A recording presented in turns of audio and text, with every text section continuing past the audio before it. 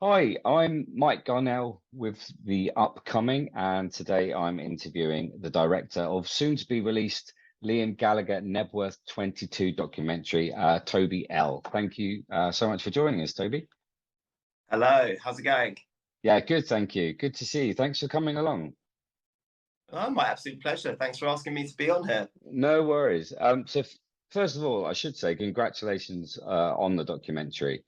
I did see it last night, and I have to say I thought it was amazing. Oh, thank And you. yeah, I thought it was great. I'm a huge Oasis slash Liam Gallagher fan. You know, I've got Oasis tattoos. I named my daughter Lila.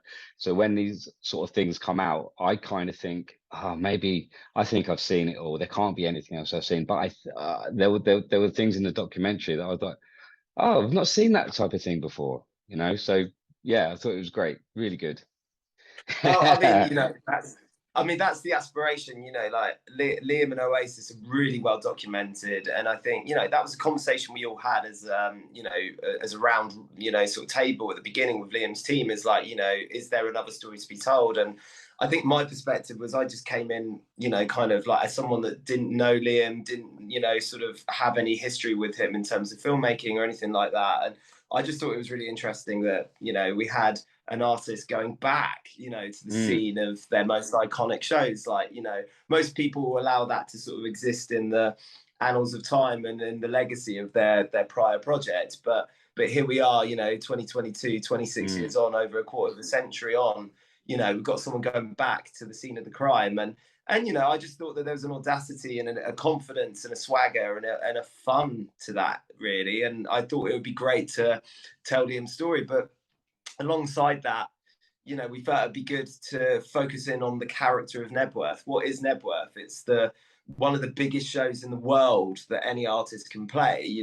The sheer scale of it, and so, what we thought we'd do is show macro sense of what Knebworth was historically as a venue, but then also what it looks like from an aerial perspective at these concerts, but then zoom in on some very personal micro stories of audience members that partly constitute that crowd watching Liam from the pit. And that's what we kind of like, oscillate between in the story and the structure is Liam's own humor and interest story, but also the subsequent stories of other fans, that are in the crowd. So I appreciate you saying you felt it was something new to his canon, because that's what we wanted it to be. It felt like it needed to be its own companion piece to all the other things that have been made before.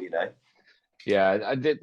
One thing I think it does beautifully is like you say, the contrast, the sheer scale of Nebworth is so hard. I was there as a photographer for the upcoming, and just acknowledging the sheer scale of it, and then you bring it down to these very personal stories as well is an incredible contrast. It really is. I was down the front for the Nebworth gig, and when Kasabian come on, you kind of see the crowd, and there is no end to the crowd down the front there. And then when they started playing, and the crowd were that's when it kicked in for me how big this gig was. At what point did that come across for you? Exactly the same point you just mentioned. All right. And I kind of don't want to give away too much in the film, but we do cover Kasabian in the film and some of the support acts across the 2 days. And yeah, there's like a moment, and I remember when they came on stage, as you just articulated, and it just ignited. And I just remember looking, and I'd never seen, because I was at around the area of the stage where we had our OB truck and all of the cameras that we had rigged for filming the show, and I just looked out the side of the stage.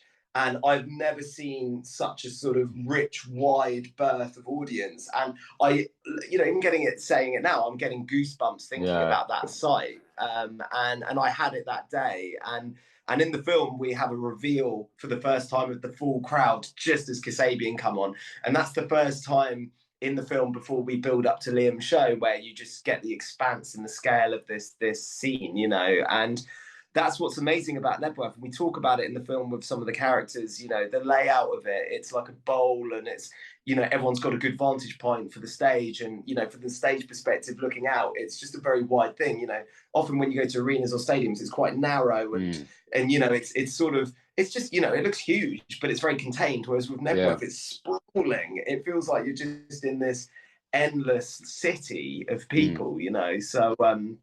So yeah, we really wanted to capture that expanse and scale visually. And as you say, you know, we also wanted to like counterpoint that with a harsh contrast, which was very personal, individual stories. So you just had this macro, micro interplay between, you know, big and small. And hopefully that just means that for the viewer, you're getting a personal story as well as a big payoff and a spectacle when you want it to land. You know? Yeah. You mentioned just go back a little bit. You mentioned that you didn't have any dealings with Liam before this. So how did this come to fruition? How did you become involved?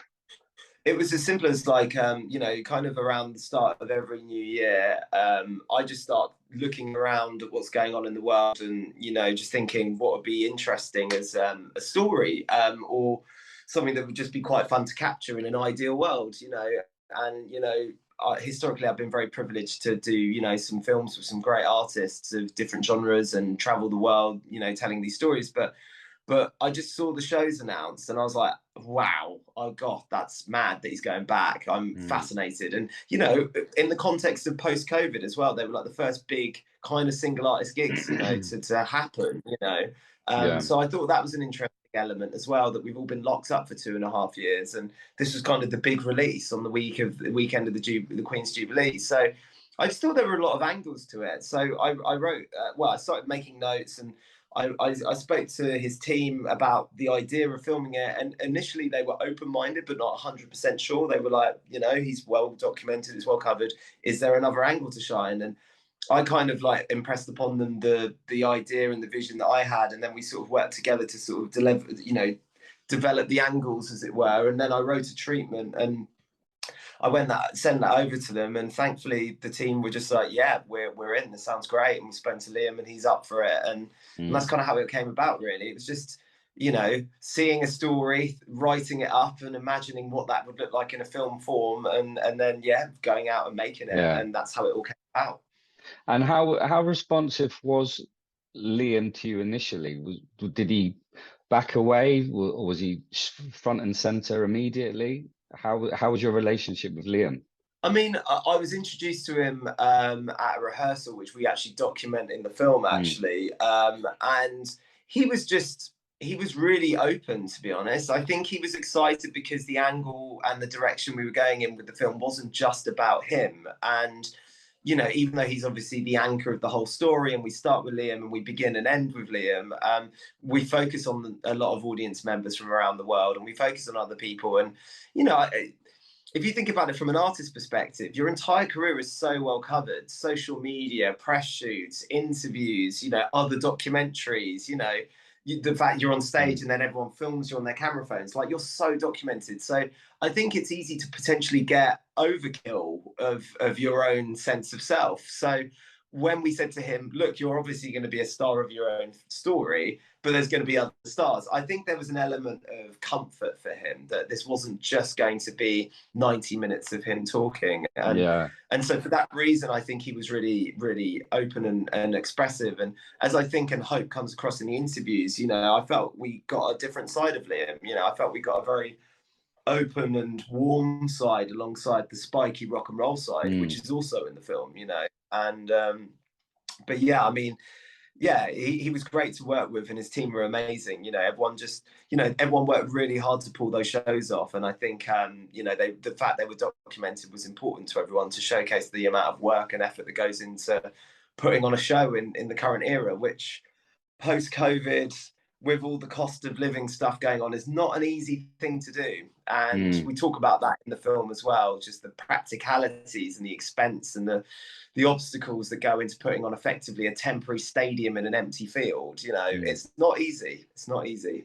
No, absolutely. And when you mentioned about the personal stories, some of the stories in the documentary, I don't want to give too much away, but there is there is a tinge of sadness, but each of the individual stories, there's also uh, massive overtures of hope as well in each of the stories.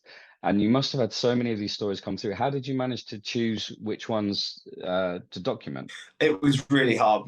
We were flooded with thousands of amazing stories and beautiful people all around the world. And if there's one thing I felt from that experience of just watching, you know, all of these tapes and stuff, I just fell in love with humanity, really. I just thought, you know what, there's more in common than divides us as a species. And it's so heartbreaking what often happens in the world, in the media or whatever, you know, politically, these games that are played to sort of, you know, kind of like tear us apart from each other. But when you have music and when you have an artist that people all look up to as a common shared, you know, like passion, you just realize all of the amazing like unity that we have soulfully as people. And so for me, like, you know, the 5 people we focused in on, there could have easily been more, you know, and I wish we had I wish the film could have been like 8 days long so we could have included as many as possible, but like had to be 85 minutes. So but like you know, like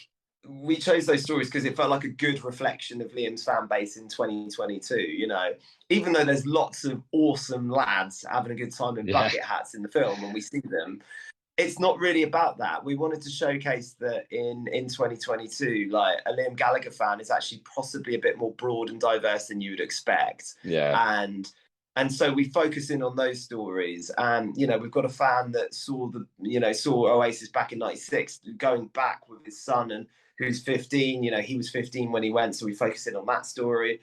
We've got this 17-year-old kid who's in Edinburgh, who's just, you know, grown up on a pretty humble council estate, who basically is 17, about to turn 18 at Knebworth, and we follow his story. We've got a 7-year-old child that's had like a really difficult time in life with bad health issues, and how music has been their therapy. And, you know, she goes there with her parents and has the time of her life. We've got this girl that travels all around the world to see Liam. You know, she's from Belgium, and we follow her story.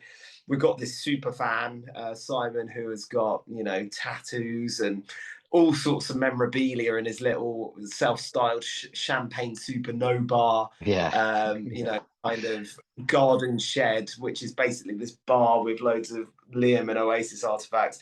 We just follow all of them, and we just, you know, we follow their day, we follow their adventure to Knebworth, you know, and it was really moving. I loved everyone, you know, they all became friends quite quickly, and, you know, they're just really sweet people. And, you know, it was a treasure trove of emotion. I mean, we were all crying after every shoot. It was like, you know, like me and the documentary crew on the way back, just like, oh my God, I can't believe what we filmed today. And, you know, I just thank them.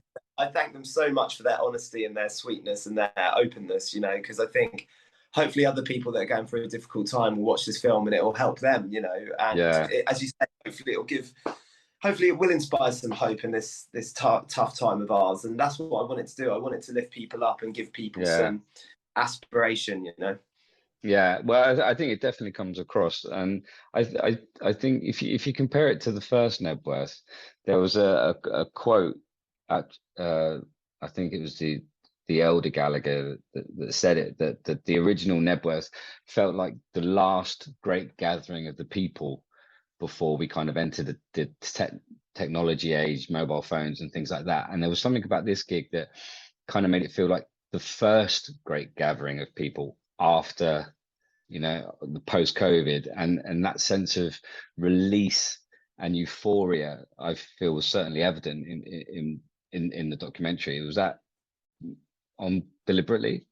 Yeah, I think so. I think, you know, it definitely did feel like, and some of the fans articulate it in such a good way, and Liam does as well. It just felt, it just felt like everyone needed it, and still need it. You know, like, yeah, I think at the moment I hate to say it, and I don't want to sound too maudlin, but there's not tons to look forward to at the moment. You know, as a world, and that's coming out of 3 really difficult years. So to feel that way 3 years in, if not longer, you know, that is really tough. And And so I feel like concerts, festivals, you know, effectively, again, large gatherings, they mean more than ever now. You know, like we couldn't do them for a long time. We legally weren't allowed. We were restricted healthcare wise from doing them, you know, and now we can go and convene and commune with people again. And that sense of spirituality and chemistry that only comes from being in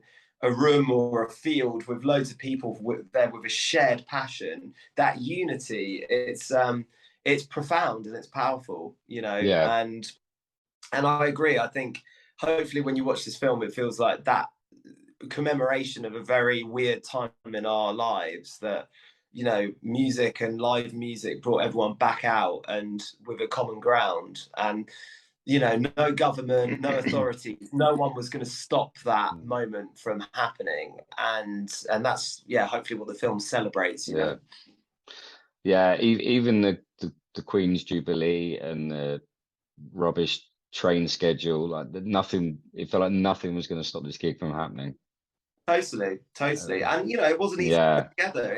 It was hard for them to stage the show because of lack of stages and like lots of stuff that you take for granted. And we talk about that in the film, just like putting the gig together wasn't easy from their side. Yeah. And even behind the scenes, getting all the camera equipment on the same weekend as the Queen's Jubilee and on the bank holiday weekend, it was a nightmare. It was like everyone was fighting to get there, to leave, to build the show, to film the show, but it happened. And that to me is what it's about. It's that overcoming, you know, we can all achieve amazing things, you know, if we all pull together, you know.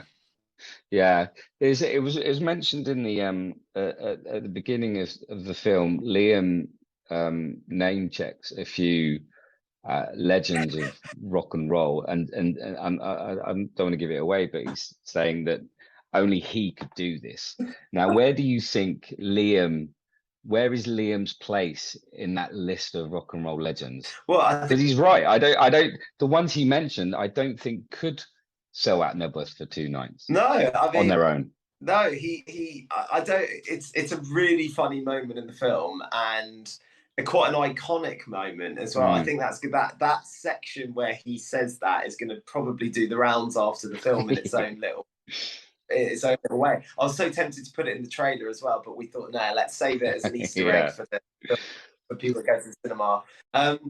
Yeah, I mean, I think he has established himself in that bastion of his heroes, you know, like, you know, he's just turned 50 and yeah, he's in that realm, you know, he's made it. He's made that leap into the legends slot, you know, and I think a lot of artists from the 90s have, you know, and I think it's interesting, isn't it? Because as time goes on, you realize that a lot of artists that were big in the 90s, like, give another 20, 30 years for reflection, music and art and culture to go on. And if their influence is still profound and permeating, then they're bigger now than they ever were, these artists, you know. And it's because all the people that were there still love them, but now their kids love them. And now streaming generation loves them.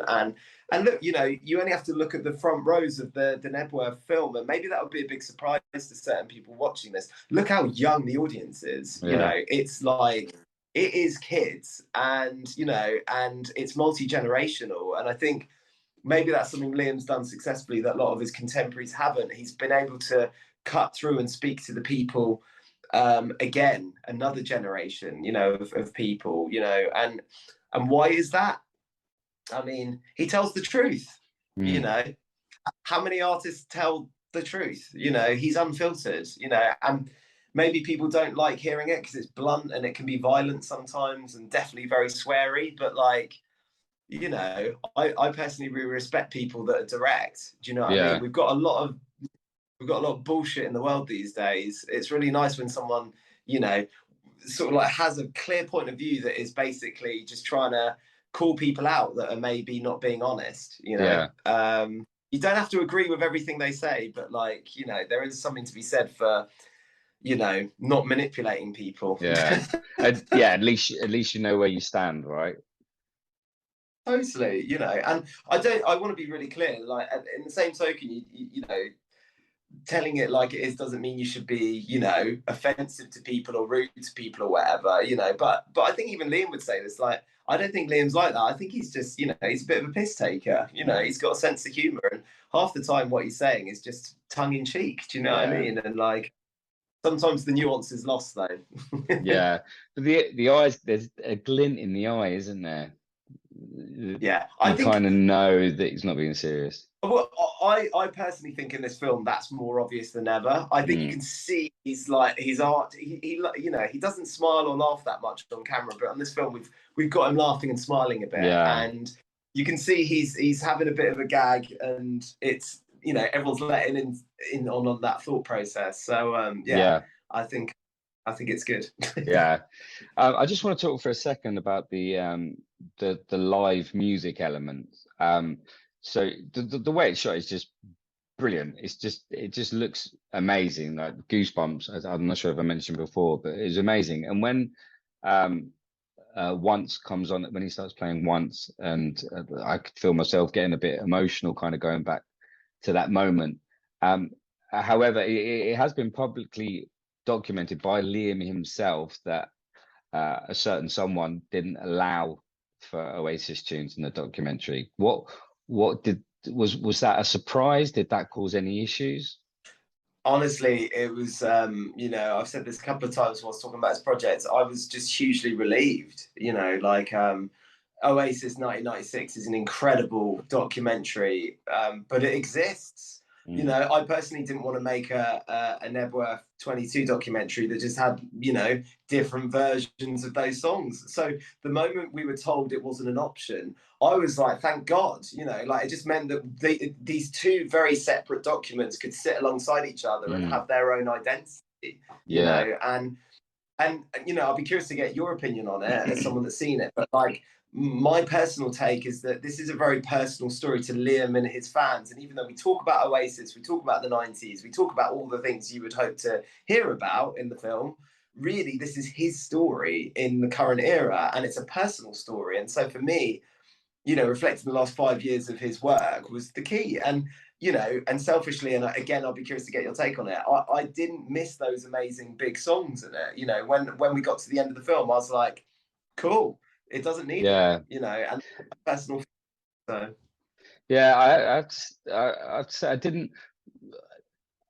Well, for me, what it did without having the Oasis songs alongside the Liam Gallagher solo stuff, you didn't have that comparison. And I think it allows the Liam Gallagher solo stuff to really shine. And I think having just those songs in it shows you how great that music is and how it stands up live. And I think that gets lost with the nostalgia of the Oasis stuff. There you go. And I agree. Yeah, it was only at the end of it was only really at the end of the documentary that I kind of remembered, oh, there was no Oasis songs in that. I remember Liam saying there wasn't going to be Oasis songs in that. So I think it works in the documentary's favor, to be honest, just to have the solo songs. Hooray! Yeah, it does, and they're great songs. Yeah, no, I agree, and that sounds like a PR answer, but I'm being 100% honest. Like, my wife, who helped as well on some of the editing, she's an edit consultant, Deborah, on the film, and I told her the news that, it looks like we're not going to have Oasis music in this. And her instinct, before I'd even had a chance to formulate my own thoughts, was like, that's brilliant, She was right. And when I caught up with her thought process, she's always ahead of me.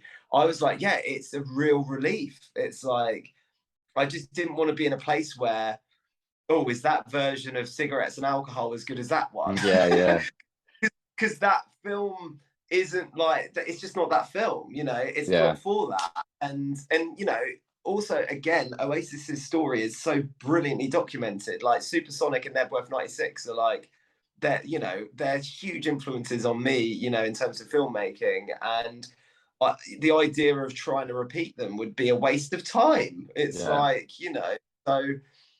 but what I can say is that if there's anyone that wants to watch the concert film, because obviously we shot the whole thing, then the whole thing is coming out. So, there will be all of the Oasis songs and all of the Liam songs. So they're all coming out. So, there's nothing to worry about. Yeah. So what's next for Liam? Do you have an inside information about what's coming up next?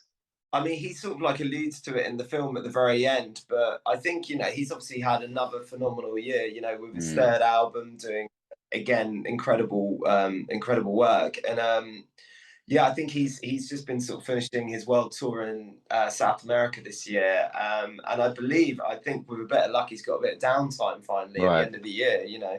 Do you think about it for them, you know, like they basically made this record, started promoting the record, started at Knebworth as it went Yeah. #1, and then they've just been touring the rest of the year. So I don't think they've had a chance to decompress, you know. Yeah. And so I think for them it's going to be having a bit of a rest. But you know, I know that Liam's raring to go to make more music. You know, like he's on one. You know, no one can stop him at the. You know. Yeah. What's your favorite song in the film? I'd probably say More Power, Right.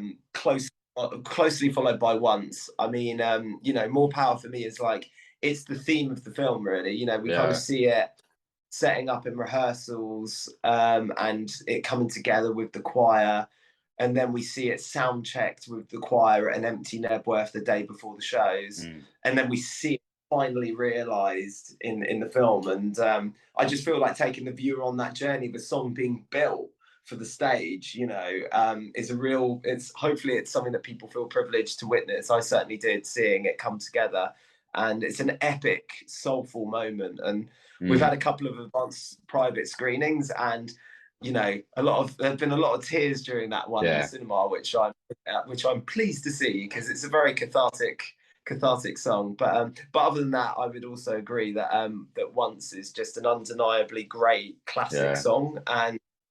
And you know, More Power and Once, where they appear in the film, I hope it sort of you know, achieves the desired effect of what we want it to, which is this real euphoric explosion of you know, emotion and release, you know. Yeah.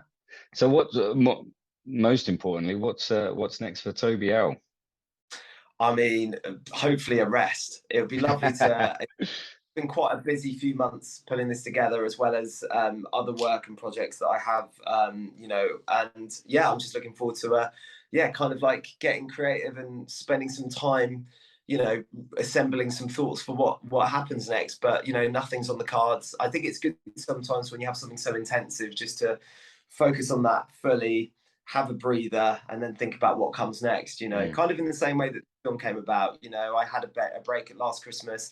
I thought about what projects would be fun in January this year. I'll probably do the same thing next year. You know, have a bit of time off, and then January, okay, what can we do next? You know, and there's already a few things I've got my eyes on that are happening in the world, and I kind of, if I can, I like to make a film a year, because I think, especially at the moment, there's so much interesting stuff going on in the world. To sort of tell that story alongside an artist story or a music story is really interesting, because of the backdrop of society and how that infiltrates and feeds into an artist's story. It's you know, for better or worse, it's a really fascinating era in which to tell stories. And I guess my hope is to help tell stories that are honest, that move people, but also inspire and give people, you know, hope for a better world that we can all look forward to at some point. Yeah. Well, we certainly need it in this day and age. We certainly do.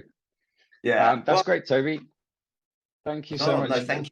Thank you so much for your time. The documentary Liam Gallagher Knebworth 22 in cinemas November the 17th for a limited period of time. Did I get those dates right? Yeah, I did. Good. Excellent. Thank you, Toby. Good luck with the rest of the stuff. Good luck.